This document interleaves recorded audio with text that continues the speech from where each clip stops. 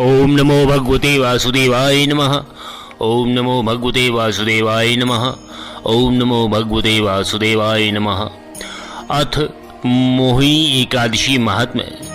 प्रिय भक्तों, आज हम आप सभी के समक्ष एकादशियों में मोहिनी एकादशी के महत्व को समझाएंगे।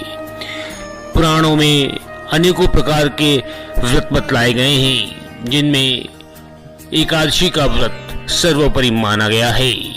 एकादशी के व्रत के प्रभाव से मनुष्य के समस्त पाप नष्ट हो जाते हैं और उसे पुण्य लोकों की प्राप्ति होती है। चलिए, आज हम आपको मोहिनी एकादशी की कथा सुनाएंगे और इसका महात्मा समझाएंगे। शुरू करते हैं। धर्मराज युधिष्ठिर बोले, हे श्री कृष्ण, वैशाख माह के शुक्ल पक्ष की एकादशी का क्या नाम है तथा इसकी कौन सी कथा पुराणों में प्रचलित है? इस व्रत को करने की कौन सी विधि है? सुसब आप विस्तार पूर्वक समझाइए। भगवान श्री कृष्ण बोले कि हे धर्मनंदन, मैं एक कथा कहता हूँ जो पुराणों में वर्णित है, जिसको महर्षि वशिष्ठ जी ने श्री रामचंद्र जी से कहा था। श्री रामचंद्र जी बोले, हे गुरुदेव, आप मुझसे कोई ऐसा व्रत कहिए जिससे समस्त पाप और दुख नष्ट हो जाएं। महर्षि वशिष्ठ जी बोले, हे राम, आपके नाम स्मरण मात्र से ही मनुष्य पवित्र हो जाते हैं, इसलिए आपका यह प्रश्न लोकहित में अवश्य होगा। वैशाख माह के शुक्ल पक्ष में एकादशी होती है, उसका नाम मोहिनी है। इस एकादशी का व्रत करने से मनुष्य के समस्त पाप नष्ट हो जाते हैं और वह दुखों से छूट जाता है। इसके व्रत के प्रभाव से प्राणी मोह मन बंधन के जाल से मुक्त हो जाता है। अतः हे राम, इस एकादशी का व्रत दुखी मनुष्यों को अवश्य ही करना चाहिए। एकादशी के व्रत से मनुष्य के समस्त पाप नष्ट हो जाते हैं और वह अपने दुखों से पार पा लेता है। अब आप इसकी कथा को ध्यान पूर्वक श्रवण कीजिए।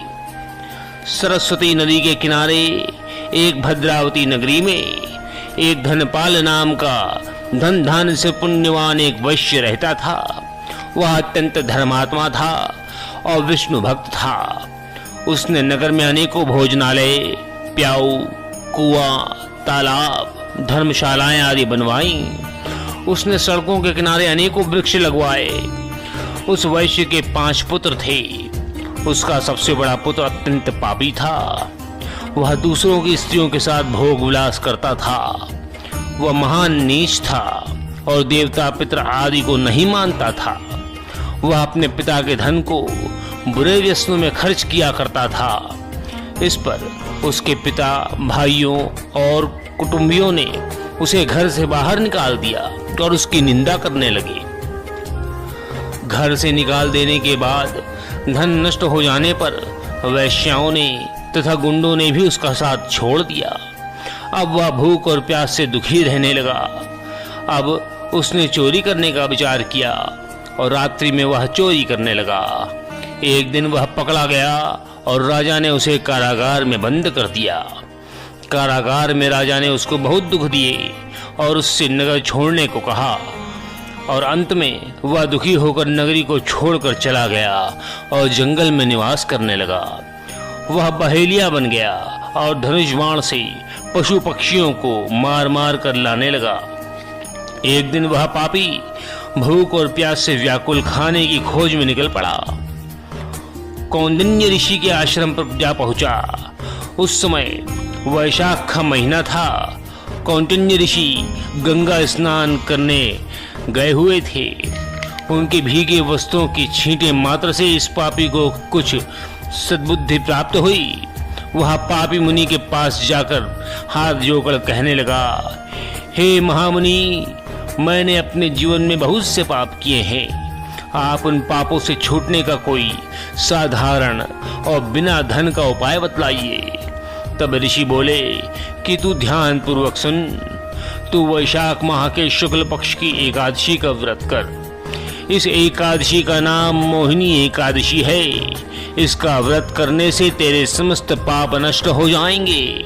मुनि के वचनों को सुनकर वह बहुत खुश हुआ और मुनि की बतलाई हुई विधि के अनुसार उसने मोहिनी एकादशी का व्रत किया। हे राम जी, उस व्रत के प्रभाव से उसके सभी पाप नष्ट हो गए और अंत में गरुड़ पर चढ़कर वह पापी मृत्यु लोक को प्राप्त हुआ और उसको एकादशी के व्रत के प्रभाव से विष्णु धाम प्राप्त हुआ। इस व्रत से मोह आदि भी नष्ट हो जाते हैं। इसके महात्म्य को श्रवण व पठन करने से 1 सहस्त्र गोदान के बराबर पुण्य प्राप्त होता है। अतः मोहिनी एकादशी की कथा को श्रवण करना और उसे किसी को सुनाना अपने आप में एक बहुत बड़े महत्व का काम है। समस्त एकादशियों में मोहिनी एकादशी अपना एक विशिष्ट महत्व रखती है। प्राणियों को यथासंभव जब भी हो सके एकादशी का व्रत अवश्य करना चाहिए, क्योंकि एकादशी का व्रत करने से मनुष्य केवल अपना ही नहीं, अपने पूर्वजों और अपने आने वाली पीढ़ियों का भी उद्धार करता है। एकादशी भगवान विष्णु को अत्यंत प्रिय है। एकादशी के व्रत से भगवान अति प्रसन्न होते हैं और साधक को अपनी विशेष कृपा प्रदान करते हैं। एकादशी का व्रत मनुष्य को सन्मार्ग पर लाने वाला है, उसके पापों को नष्ट करने वाला है, उसको ज्ञान प्रदान करने वाला है, उसका दिशा मार्गदर्शन करने वाला है। एकादशी में भगवान विष्णु पूर्ण रूप से समाहित हैं और भगवान विष्णु को समस्त व्रतों में एकादशी का व्रत अति प्रिय है। अतः हम प्राणी मात्र का ये धर्म होना चाहिए कि जब भी संभव हो हमें एकादशी का व्रत पूर्ण श्रद्धा और विश्वास के साथ और पूर्ण विधि विधान के साथ करना चाहिए। एकादशी का व्रत करते समय जो ध्यान देने योग्य बात होती है वो यह है कि जब भी आप एकादशी का व्रत करें तब उसकी कथा का श्रवण अवश्य करें, क्योंकि एकादशी की कथा का श्रवण करने के पश्चात ही एकादशी का व्रत पूर्ण माना जाता है। अतः एकादशी के व्रत के साथ एकादशी की कथा का श्रवण, उसके महात्म्य का श्रवण अति आवश्यक माना गया है।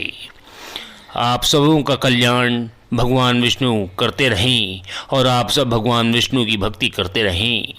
इसी प्रयास के साथ आप सभी से हम विदा लेते हैं। ओम नमो भगवते वासुदेवाय नमः। ओम नमो भगवते वासुदेवाय नमः। ओम नमो भगवते वासुदेवाय नमः।